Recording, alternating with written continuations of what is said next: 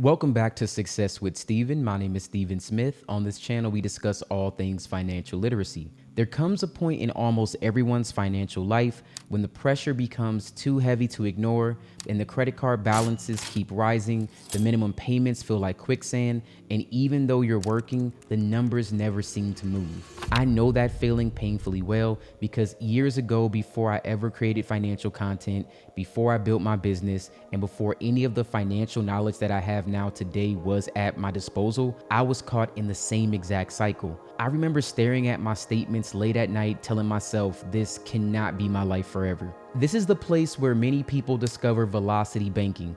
It's not a miracle tool, it's not a magic trick, it's a strategy that finally allows you to feel like you're actually back in control. So in today's video, we're going to walk through a step-by-step example of how someone with multiple maxed out credit cards can use a velocity banking strategy to break that cycle, and they can pay off their credit cards way faster. You can also save money on interest without needing to actually spend any additional money. However, before we get into the example, I want to set the right expectations. I know that on YouTube, you will see videos with titles like erase $50,000 in debt overnight using velocity banking. And while the strategy itself is very powerful, these titles can make it sound like the process is very easy. The truth is, velocity banking requires discipline, structure, and consistency. It's not a magic trick, but it is a very powerful method. Velocity banking does work and it can change someone's financial life, but it works because of consistent habits, not because of a shortcut. I want to teach you this in a way that empowers you and does not mislead you. So with that in mind, let's break down how this strategy works in real life. So to begin, let's actually talk about what velocity banking is. Velocity banking is a financial strategy designed to take advantage of how credit card companies calculate interest. Credit cards charge interest based on something called the average daily balance. Instead of looking at your balance only at the end of the month, the issuer calculates interest by adding up your balance every day of the billing cycle, averaging those numbers and then applying the interest rate to that average. When I was working at Bank of America, I realized this, and I also realized that most people are unaware of this detail, and because of that, they continue paying interest on higher balances throughout the month. Now, velocity banking flips the traditional flow of money. Instead of letting your paycheck sit in a checking account while credit card balances remain high, velocity banking pushes the funds directly onto your highest interest credit card before you spend your monthly expenses. And don't worry, if that doesn't make sense, we'll be going over this in a really easy example. Since your income temporarily reduces the balance on your most expensive card, the average daily balance will decrease. When the average daily balance goes down, the interest charge also goes down as well. Throughout the month, you then pay for your regular expenses using the same card, causing the balance to rise gradually. The timing difference between when your income hits the card and when your expenses come out is where the interest savings are created. Before starting velocity banking, it's essential for you to understand your financial structure. The strategy works only if you have positive cash flow, meaning your income exceeds your expenses.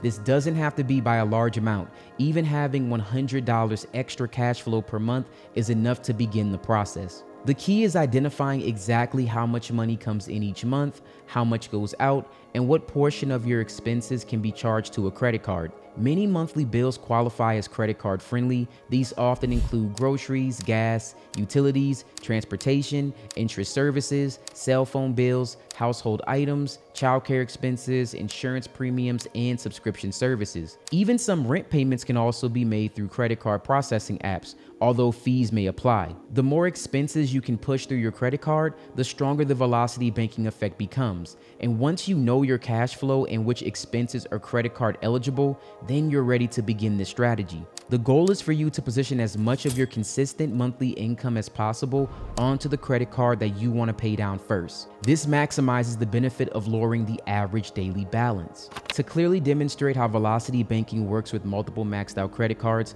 we'll walk through a scenario with someone I'll call Maria. Now, Maria has 3 credit cards. Each one has a different interest rate. One of her cards carries the highest interest rate by a significant margin. Now, mathematically attacking the card with the highest interest rate first will save her the most money. This is the velocity banking version of the avalanche method. Psychologically though, some people prefer using the snowball method. This approach will focus on paying the smallest balance first to build emotional momentum. There's nothing wrong with choosing that method, especially if motivation for you is an issue. Paying off the smallest balance can give you a quick win that will build your confidence. However, Maria is laser focused on maximizing savings. She wants to pay less interest and she wants to make the most efficient financial choice. So she's going to focus on the card with the highest interest rate first. Of course, she'll still continue making the minimum payments on her other 2 credit cards, but all that extra energy and eligible expenses will flow through that first priority card that has the highest interest rate, which is costing her the most money. So this is going to be the step where velocity banking truly works its magic. On the first day of each month, let's say that Maria receives her entire monthly paycheck, which is a total of $4,000.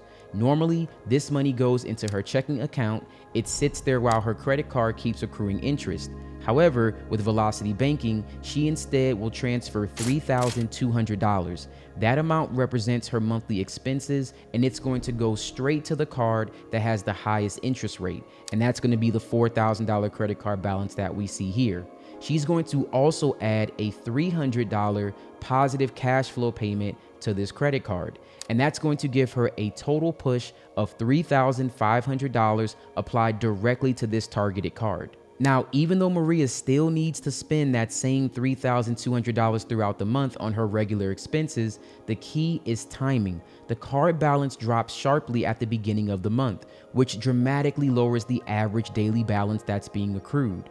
So as the month goes on, she'll use the same card to pay her expenses, and this will cause the card balance to gradually rise. So let's add more details to this example. When you start the month with a $4,000 credit card balance at a 19% APR that accrues interest daily, and you make a payment of $3,500, your balance immediately drops to $500. Since interest is calculated on the remaining balance each day, that $500 begins accumulating interest at a daily rate of roughly 0.000520, which adds up to around $7.87 over a 30-day billing cycle, if no other payments are made towards that portion of that $500. Throughout the month, she'll spend $3,200 of normal living expenses on that same card, which then will add new charges on top of that small remaining balance. By the end of the month, the card reflects the $500 that was left after your large payment,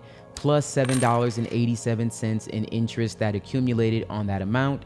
And then we also have our $3,200 that we did in new expenses, as well as our $300 surplus payment that we're using to bring down this balance. Altogether, your ending balance becomes approximately $3,707.87. Now, this example shows how velocity banking lowers interest costs by reducing the balance early in the month, even when you continue using that same card for normal expenses. So in the end, her balance is still lower than it would have been without velocity banking. Meanwhile, she's saving money on interest every single day. Now, to be very transparent with you, if Maria was to continue along this path, it would probably take anywhere between 11 to 12 months for her to actually be able to pay off this card.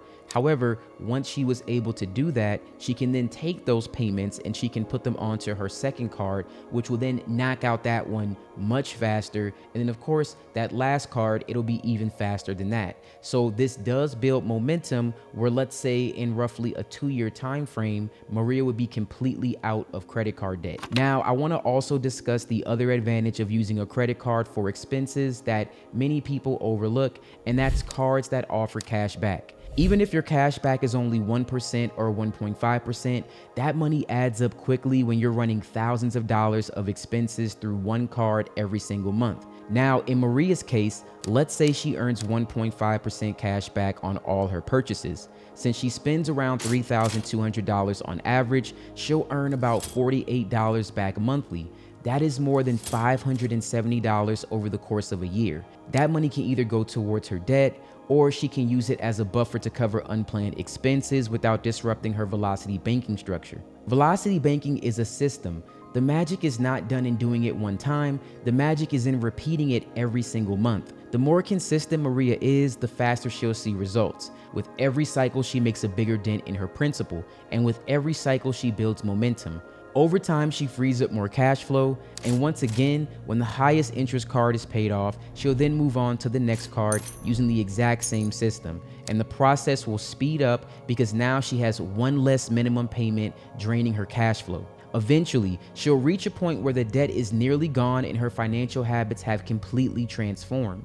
The main thing that you want to take away from this is that velocity banking is not just a debt strategy, it's a behavior shift. As Maria continues using velocity banking, she should also keep her eyes open for opportunities to make the system even more efficient.